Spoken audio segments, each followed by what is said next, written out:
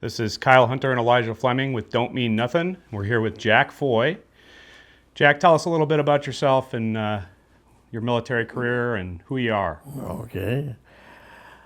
I grew up right in this neighborhood in Rochester, New York. When I was a kid, Lake Ontario is about 500 or 600 yards that way. And I spent a lot of time there in boats and stuff when I was a kid. Were you fishing? I liked the boats more than, never cared much for fishing. Did a little bit of fishing once in a while out in the lake, but not a great deal. There was a lot of sturgeons out in the lake here at that time. So the fish were about 4 feet long. Wow. But, I was part of a large family. There were 10 kids, 6 boys and 4 girls. All separate births? Yeah. Really? All separate. Wow. No twins or anything. My father ran a plumbing business. Now at this time, I was born in 1925, and that was just about time for the Depression started about 4 or 5 years later. That was the most major depression our country has ever been engaged in. I had all kinds of jobs when I was a kid. I delivered papers, and a lot of stuff like that. Was your dad working through the Depression? Yeah. He kept it. He and my older brother Chuck ran the plumbing business. In fact, just about 100 yards that way was their Wow. their shop. And I was going to. I went to Schlott High School, which is about a mile down the road here. And I took a lot of tests to see the Army. The war had started in Europe, and not in Europe yet. It was in the Pacific and the islands. A lot of island fighting in that going on. Of course, I was too young to get into it until I graduated from high school when I was 16. I graduated from July. And I took a lot of tests and all that, and I did quite well in the tests. And they sent me to Cornell University to study engineering. Well, I took the first year of engineering and passed the test quite well. But then things were going bad in North Africa at the time. So they shut down a lot of the colleges and sent the guys instead of carrying a notebook, they carried a machine gun. Yeah. Do you remember where you were when Pearl Harbor happened? I was almost right here, just about a quarter of a mile off to the left. I remember I was, let's see, I must have been 15, 16 years old then. And I'm standing at the corner up here selling papers. Extra, read all about it. That's when Pearl Harbor bombed. Wow. So you knew something was coming. Yeah, yeah. What was it like with kids that back then? Did everybody just wanted to go join the service? Oh yeah, the guys, especially the guys. If you were 17 years old, you could go in. The Army didn't accept it till 18, but the Coast Guard and the Navy and all that took them a little bit younger. Wow. And I went pretty well at Cornell University there, but still they closed the thing down and sent us all to into the infantry. By that time I just made it, I guess. I was old enough to be in the Army. Because in fact, we wore West Point cadet uniforms at Cornell University there, which was quite an imposition. They were pretty good. But we went to, let's see, they sent us down to Fort Dix, got all signed into the Army, and then down to Fort Benning down in Georgia for basic training. What do you remember from basic training? Do you have a best story and a worst story? Like maybe something that happened that sticks out? Really, I don't think anything exceptional happened either way, good or bad. We were lucky we had the guy, except with the guys, they were all ASCP, Army Specialized Training Program guys, who you had to have pass all kinds of tests to get into the Army at that time. That is went to OCS and everything like that. That's where we were supposed to go. But then things were breaking loose in North Africa, and they pulled us out of the schools, closed the schools all down, and sent us down to basic training. So you were originally in OCS, like you were going to be an officer? Yeah. Oh, wow. Yeah. That's wild. So they took you out of that and put you into... Yeah, pulled us out of that. And I went to basic training and down at, did I go to Fort Dix? No. Fort Benning in Georgia. Most of it was. And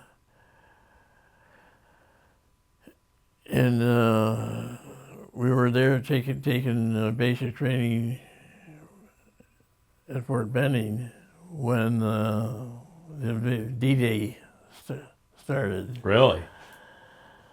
So they were pushing us real hard to finish up. We were all infantrymen. And I turned out to be, I was a machine gunner, a light machine gun in an infantry company. And I was the gunner on the machine gun, and it was just a small, the light 30 caliber machine gun, but it was a very deadly thing. And I hate to say it, but I took care of an awful lot of German soldiers with that thing. They sent us over to England. I landed in Glasgow, Scotland. That went over on of all things, the Queen Mary, the first edition of the Queen Mary ship. There were 15,000 men aboard that ship. Wow. And we went all by ourselves. No escort? No escort. Wow. They figured that because it was so fast, we would go 35, 40 miles an hour. Really? With the engines wide open on that thing, and that's what they would do, the zigzag and everything. So they figured it was almost impossible for a submarine to get a torpedo on it, because we were moving so fast, and so all of a sudden to make a right turn or half a right turn, like that. So we went into Glasgow, Scotland, and when I was at Cornell, part of our training was driving these big trucks, big Army trucks. So they put me on driving a truck between Glasgow, Scotland, all the way down through Scotland, all the way to England, down to Southampton, in the southern part of England. And I made that trip 4 or 5 times, I guess, with a truck. And then about the middle to the end of November sometime, they took us over into France and moved up. We went into combat near Metz in France. I read about that. That was a fort, right? Yeah, no fort there. What do you remember about that? We didn't have much fighting there. It was more or less in the rear section, but still there's German soldiers in one of the forts that they hadn't taken yet. So we had the job of taking the fort. Yeah. And I was hardly involved in that, a little bit, a little machine gun fire and that on the fort when one of them would stick their head out of a hole to look and see what's going on, and I'd shoot at them. But then we went in and down near about 100 miles south of Paris. I can't think of the name of the town. Was it Luxembourg? Or is that No, after? Luxembourg was the other way. It was north of us. We went into Metz. Oh, Lorraine? Yeah, in the Lorraine section it was, yeah. And we were right on the German border. That's where we had our first real action. It was right on the German border there. And you were 18 at the time? Yeah. Do you remember how you felt going into that? Was it fear? Well, we weren't really afraid very much. We knew we could see what we were getting into. And we took casualties, and I was out on patrol a couple times. But being a machine gunner, I ordinarily wasn't on patrol, but I did a few times. And but those machine guns, they were good. They're of all things, they're built in 1917. There's ones that they used in World War I. Yeah.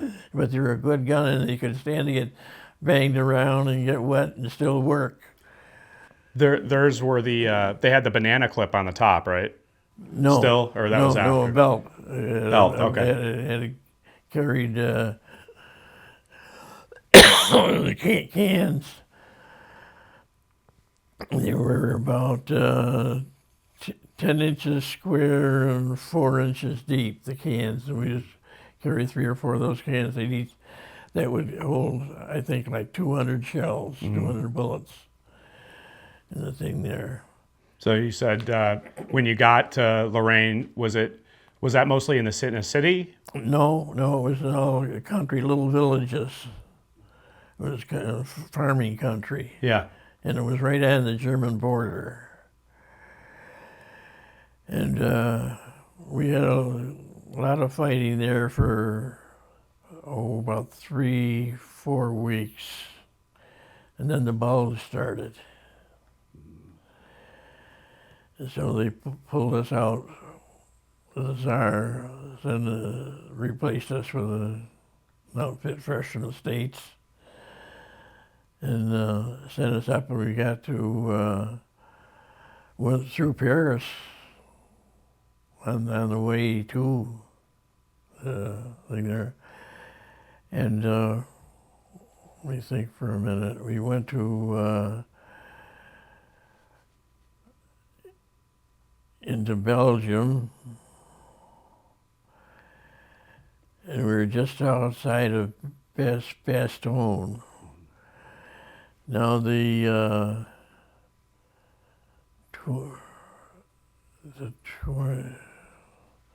there's another an infantry division, airborne division, which had taken Bastogne. 101st? Yeah, the 101st. They took Bastogne. And they were having a hell of a battle because the Germans outnumbered them so much. They outnumbered us 5-6 to 1 in the army. There was Let me think for a minute. I used to know these numbers. There were about 100,000 American troops eventually got into the fighting there later after we were in for a while. But the German army were much stronger than we were. So we had a hell of a battle. We got down to a lot of hand-to-hand fighting with German soldiers. Had a terrible time. When you went to Bastogne, did you know that they were surrounded, the guys that were there? No, we were on the outside. We had to break through. It took us over more than a week, 2 weeks, before we finally broke through. At least got up there, able to get supplies into the division that was all surrounded there. And strangely enough, one little village that we had to take had my name on it, Foy. Hey. Just a little village, and just a little ways from Bastogne that we captured. And the guys are always giving me a hard time about that. You got to capture your hometown, funny thing. But we had a terrible lot of fighting. Got down to hand to hand a lot, which was, for us, we're all 18, mostly 90% of our men were 18 years old. Yeah. So when you broke through, how happy were they to see you? Oh yeah. They were glad to see all the jeeps and tanks coming into town. Yeah, I'm sure. Because they were having it all the time. So when what do you remember when you got there? What did they have you do? Just pick an area and spread out, or you were? No, they didn't. We didn't do that. They had an area set for us. Really? Okay. Well, you're moving to here. And was it a lot of shelling? Yeah. But we were able to. We moved out. We were only there for a matter of days in Bastogne. Mm-hmm. And then we shifted and went and fighting north. Because the German, we're in kind of a crazy situation. The German army had gone all the way through. They had good equipment and everything. And they were, quite frankly, much better than we were in the fighting. So we had a terrible battle with them. Our company, we fought just outside of Bastogne and kept moving, of all things, west from Bastogne. We were about 18, 20 miles. We traveled. Wow. We got pushed back. Yeah. That far. The German army was still left Bastogne, and they were still pushing us back. But then we gradually got better at what we were doing, fighting in that, and we ended up pushing the Germans back all the way back to the Maginot Line. Yeah. So when you were in Bastogne, because that's such a major part of the war, right? That could have been a major turning point either direction.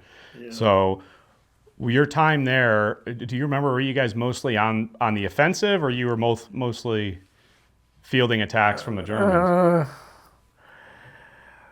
We were on the defensive for a lot of the time, because the Germans were much stronger than we were at the beginning anyway. So we were more on the defensive side. And they had a lot of armor, tanks? Just a few tanks, just a couple tanks. In our area anyway. We were just on the west of Bastogne, about 10 miles, where most of our fighting was in there. And this was, you said, negative 20 degrees it got down to, right? Yeah. Oh, it was terrible cold, terrible cold. And it was the coldest weather they'd had in Belgium in 100 years. Lucky you. Yeah. So when you said, so when it got to hand, I mean, were these guys, was it hard to see them? Was the visibility low, fog or anything like that? Or were they There was just, a lot of heavy fog at that time. yeah, Something about because the temperature was a warm day would be 0. wow. And they would just, they would just come through that fog and then you guys would have to fight them off. Yeah. Now, did you have to fight any of these guys like that? Oh, yeah. And did they train you on any of that hand-to-hand stuff beforehand, or were you just? Well, I only got into one hand-to-hand fight with a German soldier, but I was a machine gunner. Yeah. Oh, wow. What do you remember about it? And it was terrible. Yeah. I just, to kill the guy, we just felt so terrible about it, honestly. Mm-hmm. Even at that time? Yeah, but I killed quite a few with a machine. The other guys with me were, before we start firing, no. The Germans would be attacking us most of the time. And I'd wait till they got maybe 30, 40 yards away. They wanted us to start firing on them over 100 when they're over 100 yards away. Mm-hmm. But no, you can't do very good at that. I like it up close. Yeah. We wait till they got right up close to us, and then we'd open up. Yeah. The guys with the rifles would be firing, but the machine guns, they were able to, with a rifle, they were able to fire more accurately, whereas with a machine gun, you'd have to sweep the thing back and forth. That's the way we fired most of the time. We swung it back and forth. What is that? Did you have any instances where you were fighting these guys at night? Yeah. I always Not too much at night. Yeah. And well, that time be real early in the morning when it was first starting to get light, and that was when we'd attack a lot of times. Mm-hmm. And this was pretty much nonstop. So I mean, you had to have been lack of sleep, cold. Yeah, oh yeah. What does that do to your psyche at 18? It was funny. There was a a monastery right there, where we were doing most of our fighting, and we'd go in the monastery once in a while and try to warm up a little bit. They'd send out of my machine gun squad. There were two machine guns. Mm-hmm. So they sent one of us into the old monastery there, and there's old monks that lived still. They stayed right there, and they get into our food rations and cook the stuff up for us and everything. They were pretty good, big help. Yeah. And it's got to wear on you, though. I mean, those conditions. Yeah. And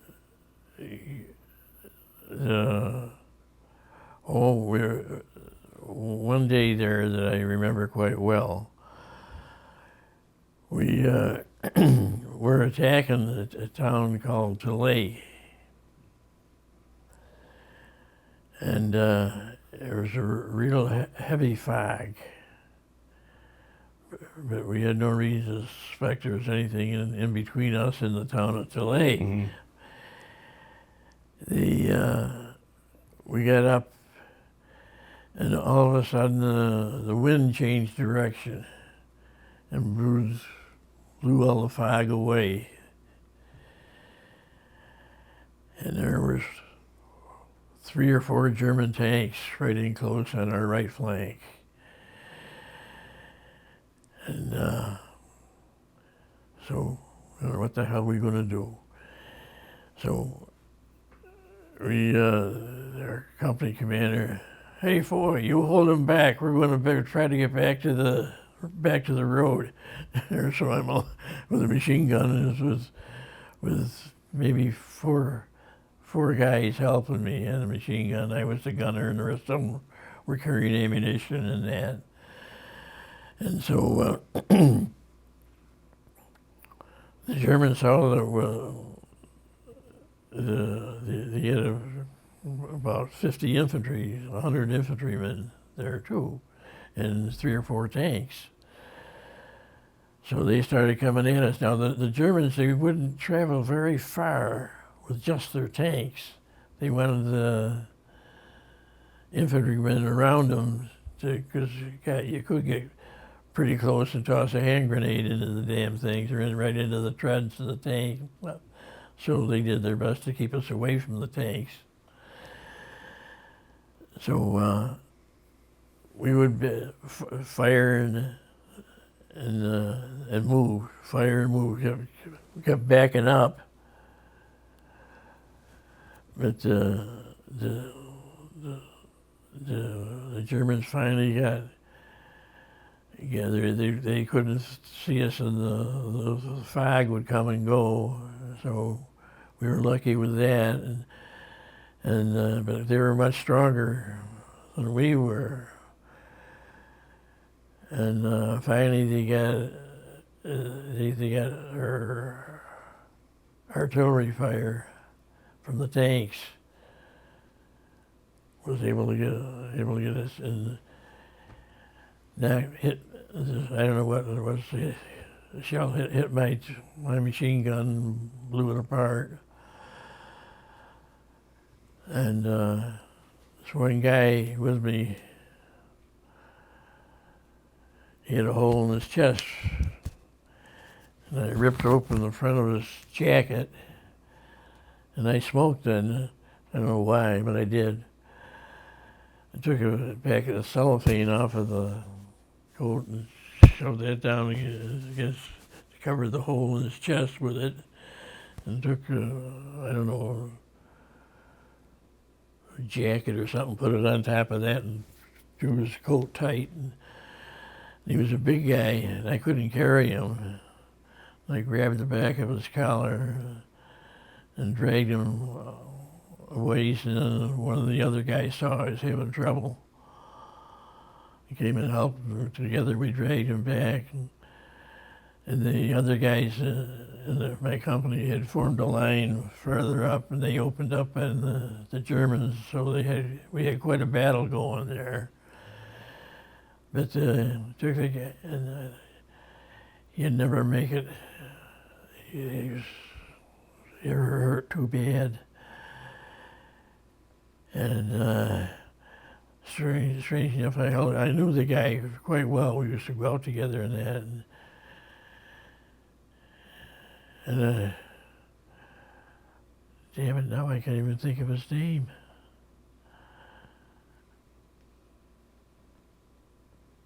I can't think of his name. But anyway, I got him into a Jeep. The Jeep took off, and the medic that was with him, like, taking care of him, says he's lucky if he makes it back as far as the aid station. And I never heard any more about the guy.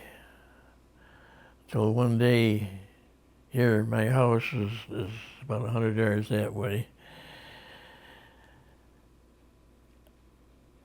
The doorbell rang one morning. Rybell, that was his name. Walt Rybell, that was his name. Was at the door. Where the hell did you come from? I thought you were dead. Wow. So good thing you dragged him. Yeah. Wow. That's incredible. Dragged him to the back of his coat collar, got a hold of him, and dragged him out. That's something else. Yeah. But that was good to see. That was right at my house, just about 100 yards that way. And so, anyway, we had a hell of a battle there. in the whole area. The Germans were tough. They were experienced soldiers, and we were just greenhorns. Yeah.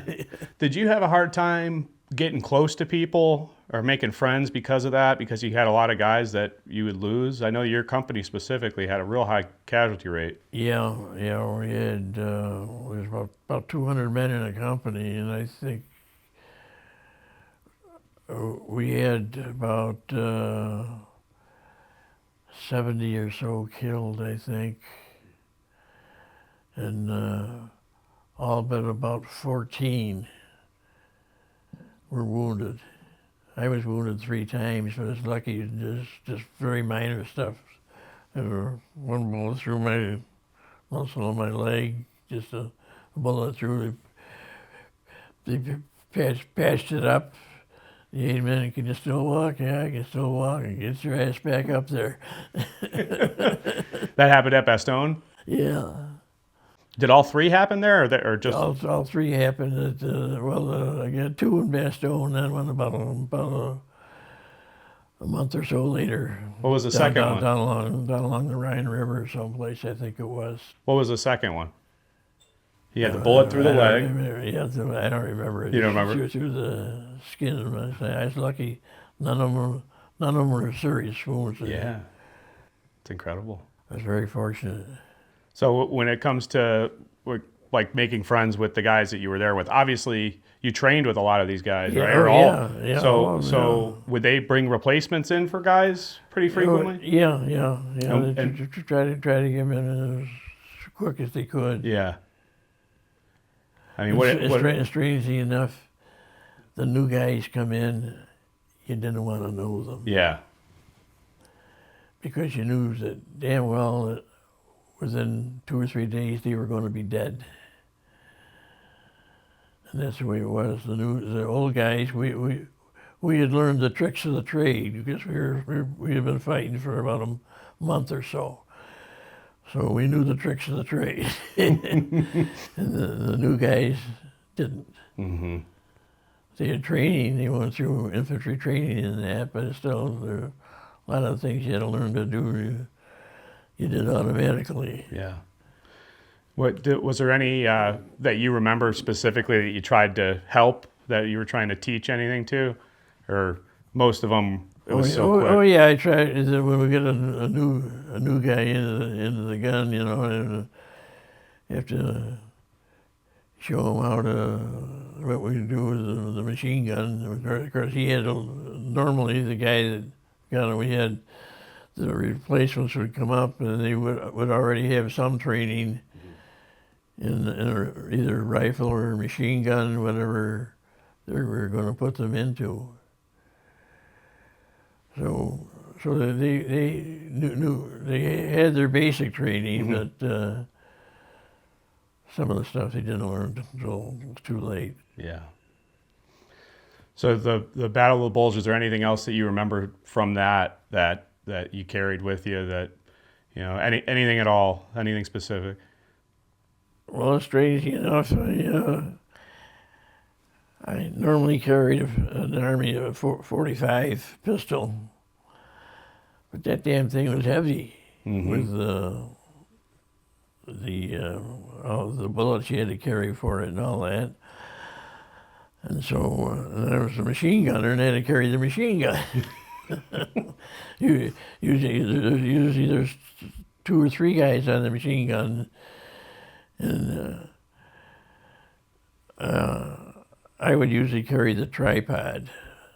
Tripod was separate, and 2 guys would carry ammunition, and 1 guy would just carry the gun. Yeah. So we move up and just, slap it, and I'd slap the tripod down, and he'd have the gun right in the back over my head into place, and I could start firing almost immediately. But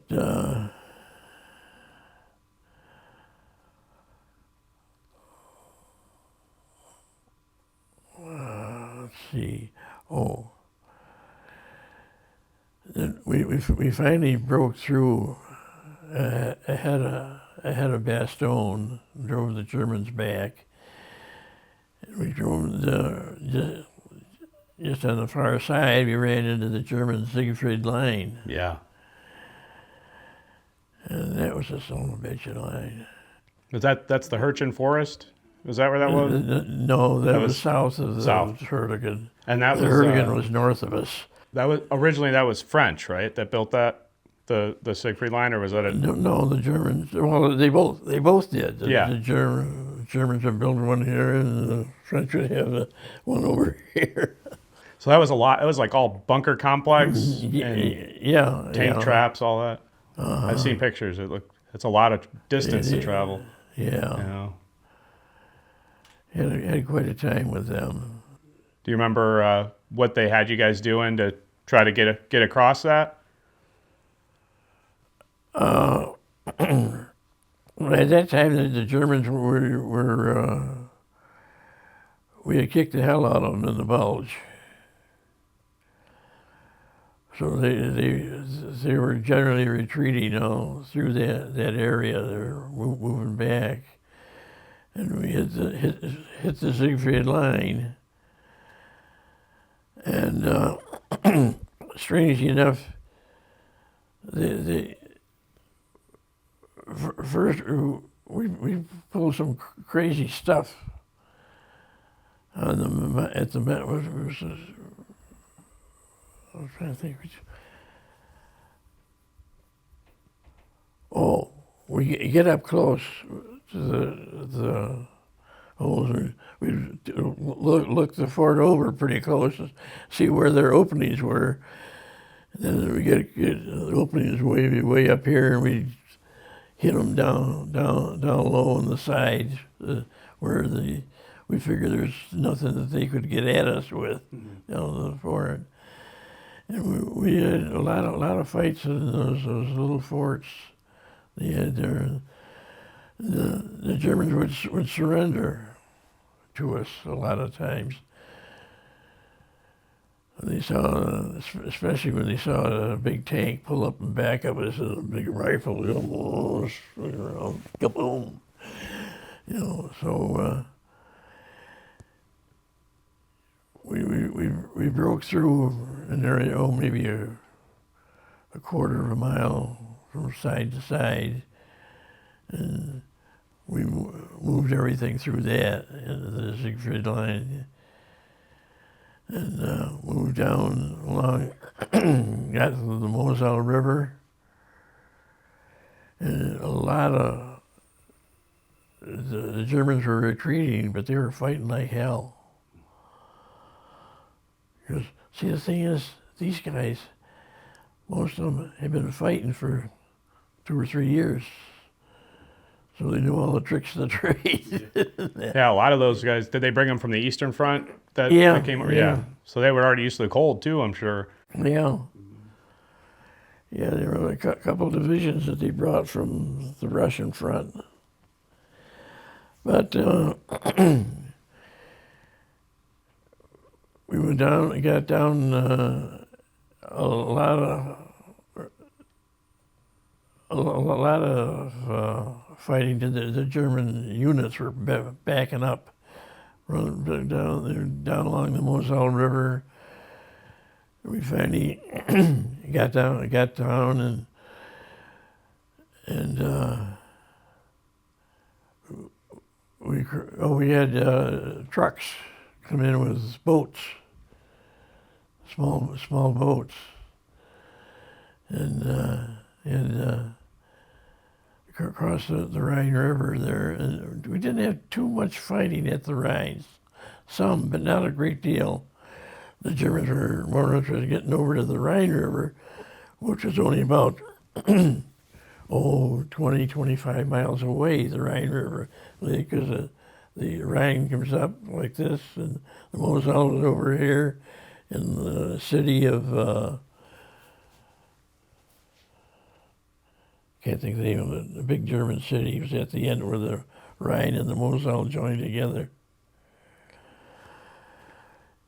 So we got there, we crossed, had a battle crossing Then we got to the Rhine River, and we had a lot of fighting before we finally got to the river.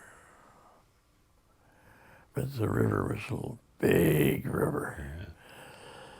It was probably at least a half a mile wide at that point. And on the other side is, we just see it, and there was a lot of railroad tracks and stuff like that running right close to the river. And then it was only in about maybe half a mile in the big mountains, like the big tall hills. And the Germans, they weren't going to give up there. And we waited till we took a little town called Rennes, which strangely enough was captured by the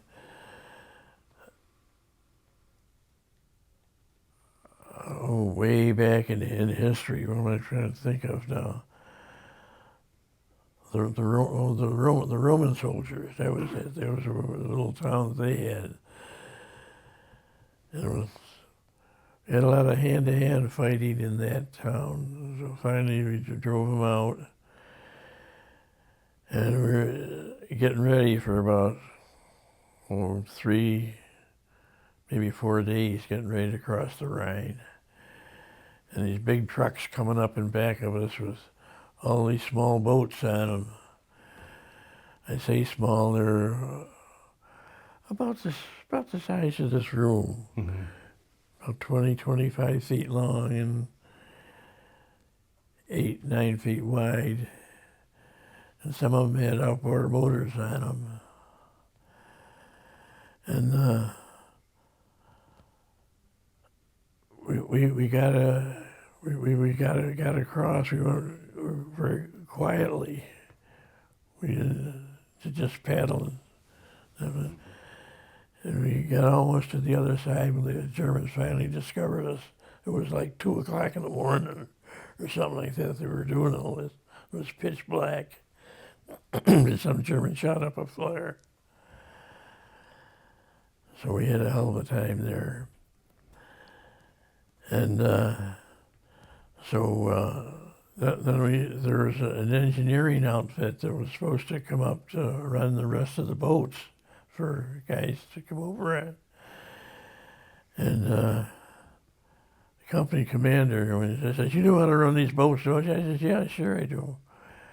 Because I used to play right down the river at them down here, right down here. So anyway, so I jumped in one of the boats and was going, dropped a bunch of guys off and was going back, and I went back on that. Got another boat that had I got about a 28 horse motor, big outboard motor on the back of the damn thing. You gotta just pull the thing, and boom, she started right up. So, come on, guys. So the rest of my company there, and they come and loaded maybe 15, 18 guys into the boat. So I went across and landed them. And I landed, I made about 6, 7 crossings. So the guy upstairs pushing the snow off of his sport. So you made 6, 7 trips across? Yeah. Were they shooting at you the whole time? But not too much. There was a lot of fighting on the German side. Mm-hmm. And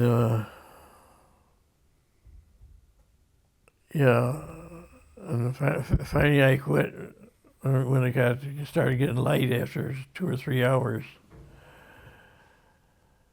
Because we started crossing about midnight or so, and then it started to get light at about 6 o'clock or so, I guess. I was making one crossing after another. And the last one, well, this better be my last one. A damn German shell came and hit the bow of the damn boat and blew it apart and it went down like a rock. Wow. All you guys were okay? Yeah, yeah, we were running close enough to the river was quite shallow at that. We were only 10, 15 feet from the shore, I guess. And He said, I'm done with that. yeah, yeah. So back. Well, and then there's a lot of small town fighting. Mm-hmm. Do you remember any of them, like specifically, that stick out to you?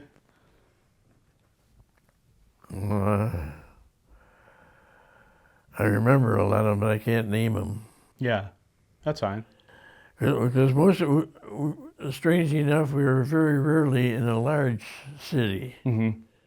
Most of the time, we were into little towns that were maybe 1,000 people or so in a little town. Yeah. Strangely enough, in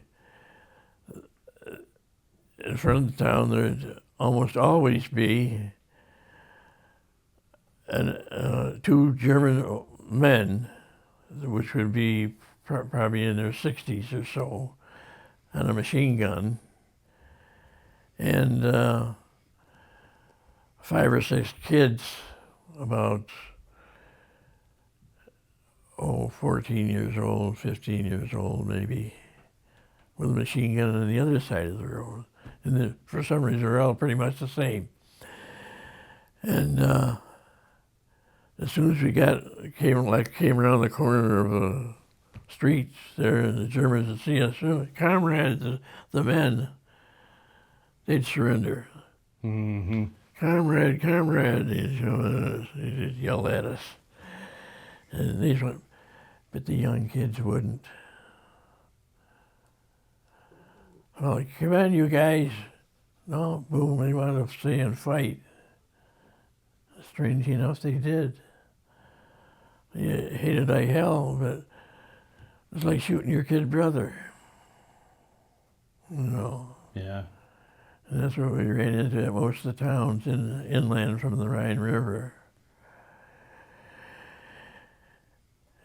And we were fighting for strangely enough, we didn't get into any of the larger cities. There are always small towns. We were with General Patton's army. He was the boss. And we came across this prison camp. And we tore the gate down. It was like a huge, everything was small huts all over the place with prisoners. And strangely enough, they were mostly German prisoners. They were there. And let me think. Oh, I know. We broke the gate down and came in, and first we saw there were some American prisoners, but mostly they were German soldiers that were. And they were on comrade. We wanted to give up right away. Mm-hmm. And first we started to give them our food, what we had with us. Yeah. And then the medics were right in back of us. They come running, don't feed them, don't feed them. Because the guys hadn't had anything to eat. Mm-hmm. A long time when we were just feeding them, we had a sandwich or a hunk of meat or something like that, we'd give it to them. But they didn't want us to do that because it was making them, a couple that we already gave it to were starting to get sick from it, from eating to stuff. So we had to stop doing that. And that was the first prison camp. Odruf, that was the name. O-D-R-U-F. Odruf was the name of where the prison was. Now, before we get to the next one, are you good? Do you want to take a break? A few minutes? I'm all right. Good? Yeah, Cool. yeah, so keep going. Okay. We, all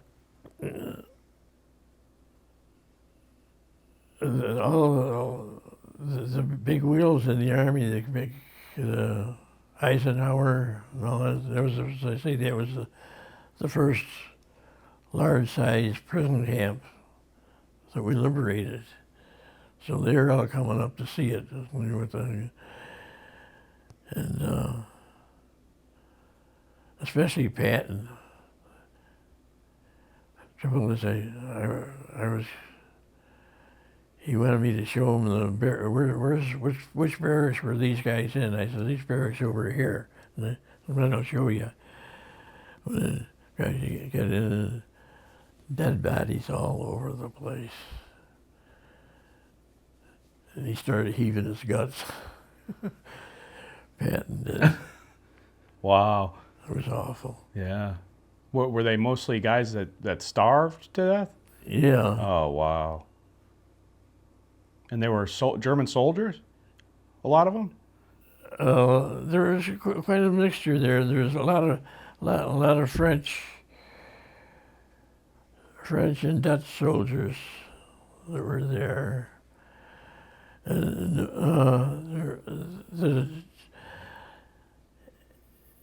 at that place, there weren't. There were a few American soldiers, and not many Americans, though. Most of them were French. Mm-hmm. But then we had to move on. There's a hospital unit coming up in back of us, because that's what these people needed. They were in bad shape. And we went on, and strangely enough, we ran across another one up about 20 miles up the road, Buchenwald. And that was a big one. And that was, they had, let me think now. They had quite a few American soldiers, prisoners in there that we were able to release, of course. And let me think for a minute. Buchenwald. Oh, it was right close to a German city. I can't think of the name of the city. It was a pretty good sized city. And we sent a couple of companies into the city to bring the people back. The people from that city there. It was a place, probably like, it wasn't a very big place, probably 50,000 people or so. So anyway, we dragged up probably 20, 30,000 of them, I guess, and marched them back to the camp and made them see what the camp was. Oh, they claimed they didn't know anything. I said, well, you can smell the damn thing a mile away. It stunk so bad. There's bodies all over the place. And that night, the mayor of the city, I can't think of the name of the city now, he and his wife and kids all committed suicide.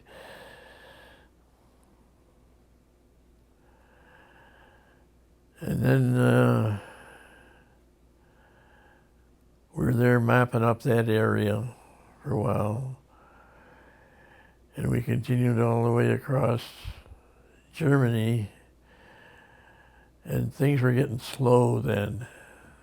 The Germans were beat and they knew it. And we were taking thousands of German prisoners every day. Here there's maybe 150, 200 of us. And we'd have 3,000 Germans prisoners. Think, well, comrade. And we took it back to a little city, Olsnitz, that's the city we were in. And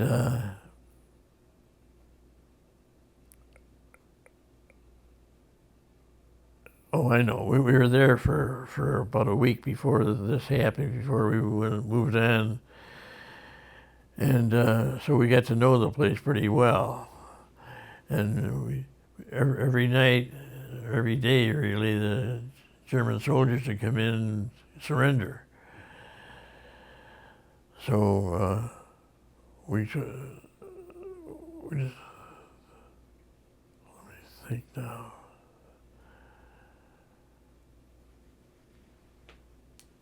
Yeah.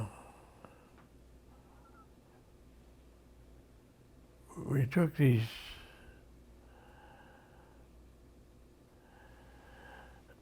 the Germans would surrender, thousands of them at a time. And we had a big signs that said, as we entered into our camp we had there for the Germans. We had big signs, machine guns over here, tanks over here, rifles here, ammunition here, and all that. And see the Germans throwing all their stuff in the thing as they came by.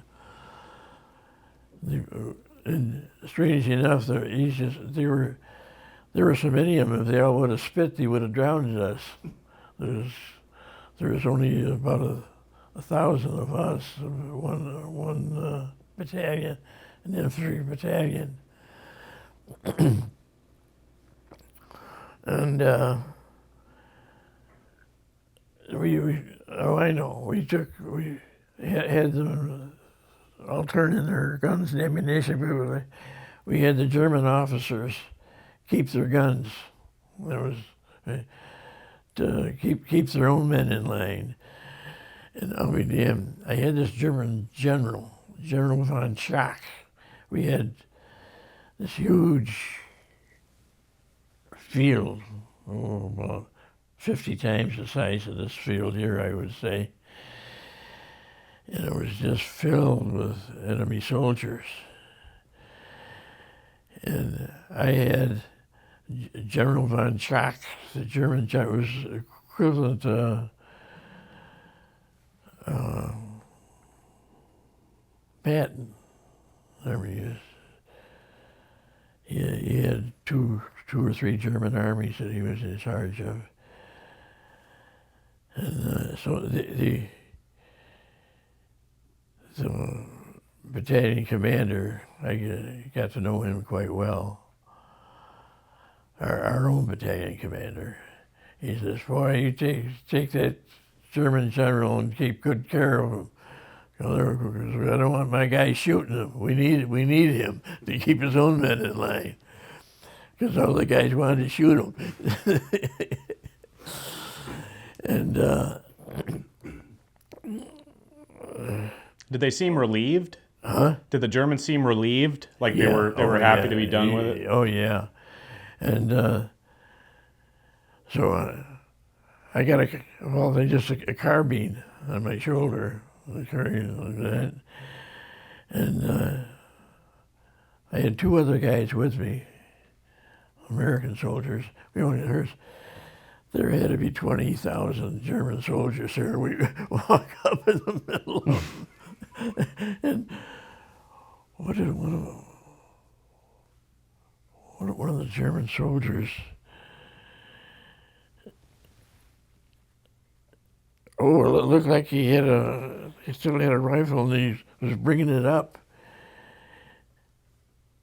So he's going to shoot us. There's just 3 American GIs there, and there's about 20,000 Germans. And one of the other guys with me saw it, and boom, he fired his rifle at him. He killed him. That's the guy was trying to do. He was trying to get us. So wow, that's wild. Yeah. And so the German the general, the full lieutenant general, he took over right away. And so we just stood back and let him take command of all his men there. And he did. he did pretty good with them. So we just took them back to our headquarters. We had special guys there coming up from the third Army were coming up to take the prisoners. Mm-hmm. And then we went on. Next day, and of all things, we went into Czechoslovakia. We were only maybe 20 miles from the Czech border. Yeah. We moved went into Czechoslovakia, and it was a beautiful country there, beautiful, mountainous. And we come in, we're on top of this cliff lake, and here's a small town ahead of us. And all of a sudden, all these soldiers started coming into town from the far side. They were Russians, but they were Mongoloids, like Japanese, Chinese, something like that. Yeah, Mongols. Yeah. Mm-hmm. And they saw us on top of the hill. Hey, they wanted to come and see us. They knew, they could tell who we were. And they started to come across the road, come up the hill towards us. The captain is standing next to me. He says, "Boy, put a couple rounds over their head." Okay, I swung the machine gun around and aimed it up in the air like that and fired about 10, 12 rounds with it. And the Germans thought we were celebrating meeting them. And so they started, "Yay, hooray!" He's captain standing next to us, says, "Drop it down a little bit." So I'm shooting maybe 10 feet over their head. I dumped maybe 20, 30 rounds this time. And they realized what we meant. We didn't want to have nothing to do with them. And so they turned around, went back, and finished stripping. They were stripping everything out of that little town. You know, taking everything out of the town. And then we got orders to back up to the border, which was about 20 miles in back of us. So we were highly in favor of that. We didn't want to get mixed up with those, because we a few times before that we had run into some of them. They were rather crude, to put it. What experiences did you have with them previously that made you not want to meet them? They wanted to fight us. They thought we were Germans, and the whole time we convinced them we weren't. And we're lucky we had a couple guys with us that could speak several different languages, so we were able to convince them we were American soldiers, not. Yeah. That's funny. Yeah. And we came back, and then the war ended, which was about the happiest day in our life, I think. Yeah. Oh, and we were there for not long, 2 weeks or so. We got to go fight the Japs now. And they loaded us onto freight cars mostly.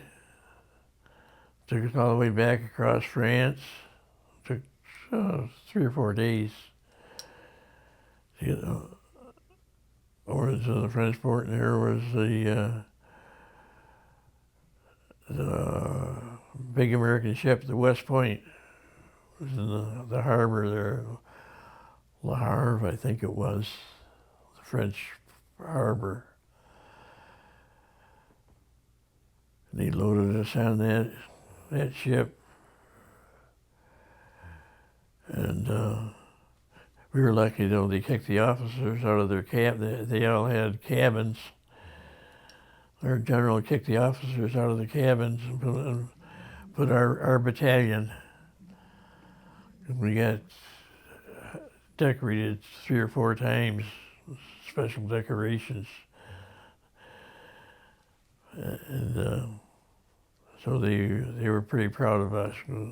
They put us in the officers' cabins at the West Point. Came back to New York Harbor. Oh, yeah, we were one of the first boats coming back. And we got into Fort Dix. And when they brought us right into the kitchen area there, and it was like 2, 3 o'clock in the morning. And here they had the big tables, big piles of steaks on each one of the tables. We never had anything like that in 6 months.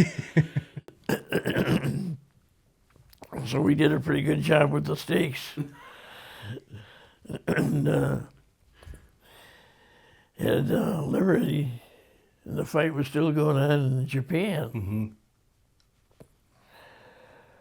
So we were at home, and I think we were supposed to report back August, September.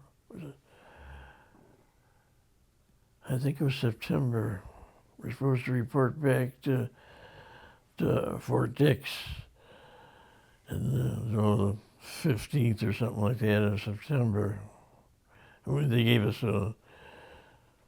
about 3 weeks off, I guess, to go home and all that.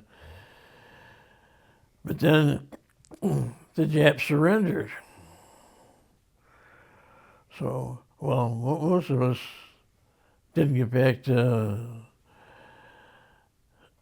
Fort Dix for quite a while. Do you remember what was it like coming into port? Did they have, were they celebrating you guys coming home? Oh yeah, the fireboats, all that, with the big streams of water coming over. How'd that feel? Great. Yeah. To have somebody out there, and hundreds of small boats all over the place. They were all celebrating our return. Yeah. Did you expect that? No. No. Not really.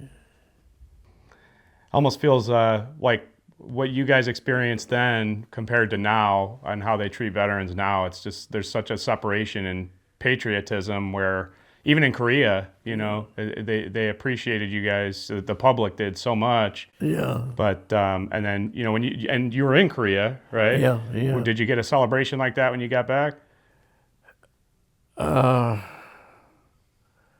Not a big one, I think, because they were coming back by small units. So I guess, and the war was over with Japan. yeah. So how important is it to you, just the American flag in general, and that, what does that mean to you, to be an American citizen? Everything. Yeah. Especially when we come back and see the way the people lived in these countries over in Europe, in Africa, the small North Africa. It's all a little fighting there. But it was you tell how much better off we were than even the French and the German people. We were so much better off than they were. To help you appreciate small stuff a little more? We sure did. Mm-hmm. Yeah, it was quite a thing. you look back now, and you wonder some of the things you did. You wonder, how the hell could I have done such a thing? You know. Like what? Well, during the Battle of the Bulge, there, just outside of Bastogne, I was in a foxhole, and there's a German paratrooper in the foxhole about 20, it's about 30 yards away from me, about half the length of a football field, and he was in a foxhole, and I'd jump up and fire my machine gun at him, and he'd duck. As soon as I started firing, he'd duck down in his hole, and then after he figured I was done firing, he'd jump up and fire his machine gun at me. I did that 2 or 3 times. I thought, well, this is a dumb thing. So he was up firing at me, and I ducked down in the hole. And I came up, and he was ducking down in his hole. I fired 20, 30 rounds at him, and I stopped firing, but I stayed, this time I was smarter, I stayed up behind my machine gun, and it zeroed it in that hole, and he come up out of the hole. I was watching him real close. A couple of minutes later, he come up out of his hole and starts firing his gun at me. But I was still up. I nearly cut him in half. And those are the kinds of things that you think back on as, Yeah. I mean, but that was kind of what you had to do, right? Yeah, but now you wonder, how the hell could I ever have done such a thing? Yeah. Did a lot of things like that you wonder, how the hell could I have done such a thing? But I did. Well, that's the way it is.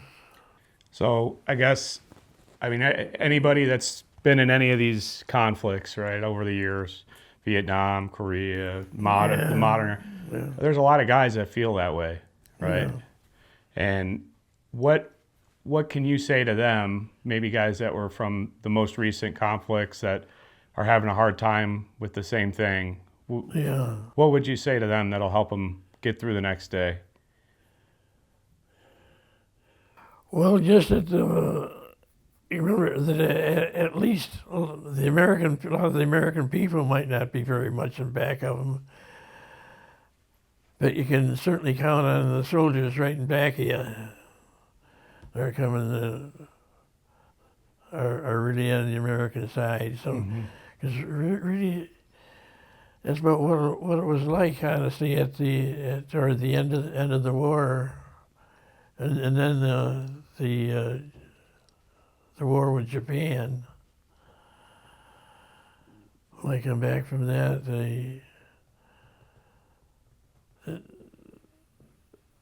it was a lot different than meeting the German army. Yeah.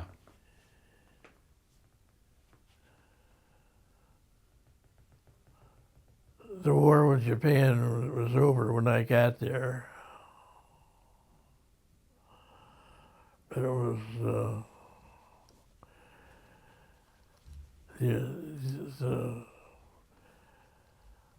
they still hated us though. The Japanese people. I don't know how they could have been taught that so much, but they were. They were terrible with us. I mean, for like American soldiers, modern day guys that are in their 30s, 40s, it seems like we're having a lot of problems now. I'll talk to guys that are very isolated and just have a hard time, so with living. So I guess, you made it 100 years. So what keeps you going that might help some of those guys?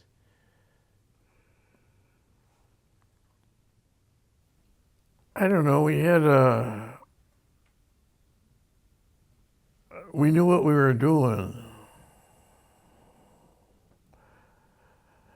Whereas a lot of the times the guys today, they send them in to fight in some little village someplace. They don't know who they are, what they are. Yeah. There's a lot of that going on. Like all this stuff now over in North Africa and Iraq, Afghanistan. Iraq, yeah. So, right. It's hard. Here, we knew we were fighting the Germans. Today, they don't know who the hell they're fighting. Yeah. But back then, I guess you guys just kind of dealt with it, right? Where now, I feel like there's some, and I'm sure it helps. Did you stay in touch with anybody that you served with after? Oh yeah, for a while. But I'm the only one left from my company. I had 4 or 5 guys from my company that we were all together in the machine gun. And I contacted him after the war, went down to see him down in Georgia or someplace maybe, I don't remember now. But we used to take a couple of days off and drive down to Kentucky, maybe, and visit with the guys I was with. And,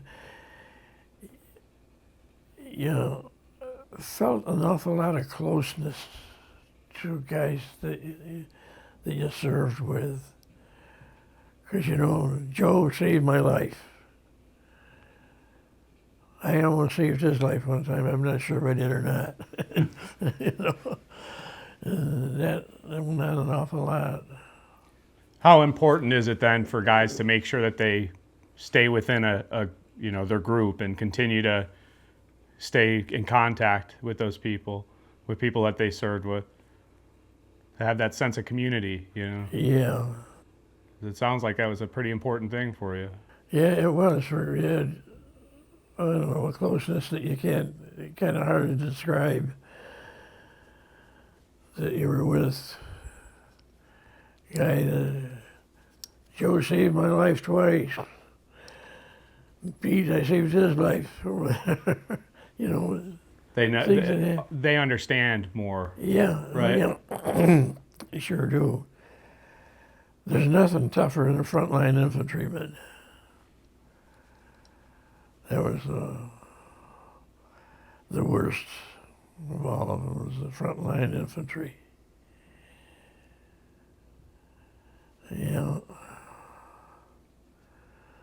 That stuff that I sent you explains a lot of it. Yeah, definitely. Was there anything in Korea that you wanted to talk about? I think that's really interesting that you were there too. Let's see, where was I? Oh, I was building airstrips. See, when I came back after World War, I went into business with my brother and father. They're in the plumbing business right in this area here. And they were plumbing repair mostly. And I get into that, and then when the Korean War started, I got called back in. But this time I was in the Navy, and they put me in the Seabees, the construction battalions. So I went over I ended up up in Alaska, Hawaii, and finally over in a while in Japan. She was in Japan there.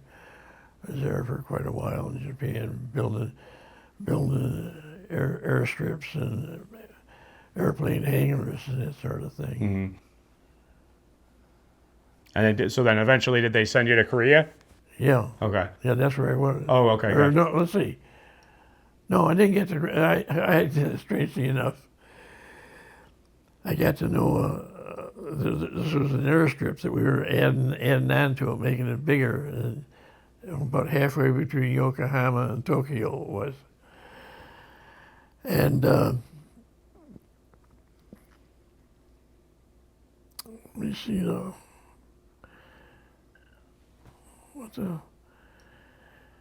Getting old doesn't help. You're doing great. I started talking, I forget what I was into.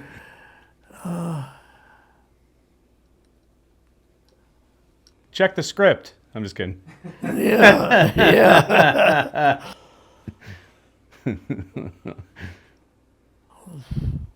What was I talking about? We're talking about Korea Korea. and the airfield. Yeah. Oh, yeah. Now I know. In the airfield, there's a pilot of P-51s. I think they were mostly on the American airline, American fighters. And he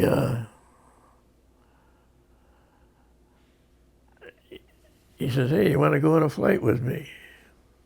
I said, "Yeah, I'd like that." They go over they're still fighting up north in Japan. They're in Korea, rather. Okay, so he got me the regular flight suits and stuff. We went over, flown over the northern part of Japan. Was it northern? Korea. Korea was. I get mixed up. We were flying out of Japan through Korea. And